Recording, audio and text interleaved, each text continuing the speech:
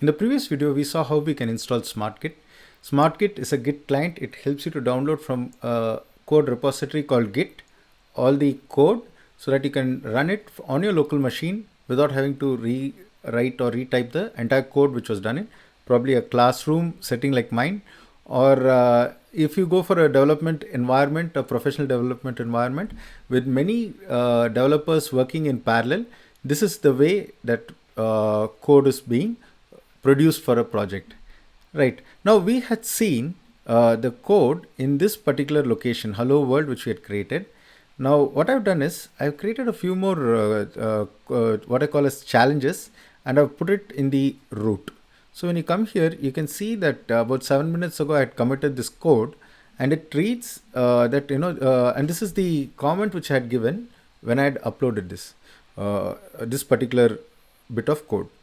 Now I want to download it to my local machine, and if you see, this is the Git folder. And let's probably I'll just open it in Explorer also, and you'll find that the same directory structure is maintained over here, and hello world and idea dot etc etc etc. Now if you see the Git directory, it's now got this challenges, and ch underscore 0001 is the project which I've created under the folder challenges. So ch 0001 is the project which I wish you load, and this is the output. You can see the snippet over here. This is the output which was expected to be got from this code. Now without delay, let's go to Git.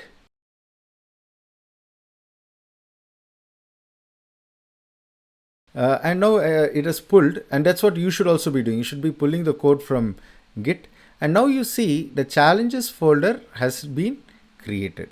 Now let's again do what we did in the previous case. Let us load this project. Let's open this project, and you can see the challenges has come, and within challenges you see ch 0001. So now I load this project, and you can trust this. It's up to you anyway. So here we go, and let's download all the shared directories. And I don't want Git exactly installed right now on my machine. It's not really required. And let's have a look at this.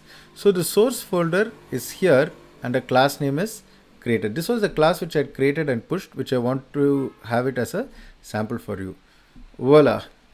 For the entire the command which we wanted, or the output which we wanted to be printed, is going to use this print line commands. Again, this is just using some of the commands which we learnt in the previous video. Let's build this. Let's run this. So now please note this public static void class, all of these are keywords.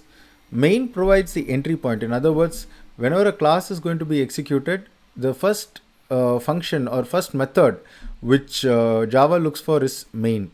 So once it sees main, it starts to execute from that point. So line by line it goes. First it prints this line, second line, so on and so forth. Finally we get this particular output. So we will be uploading some more code like this for you to download and practice, and you can change it as you like. In the next bit of code, we'll probably try to get some input from user, and we will see how we can get an output. How we can manipulate it. And later on, we will also have a look at some of the common mistakes which I've observed new coders doing, committing, and probably it will be instructive for you so that you can avoid those mistakes.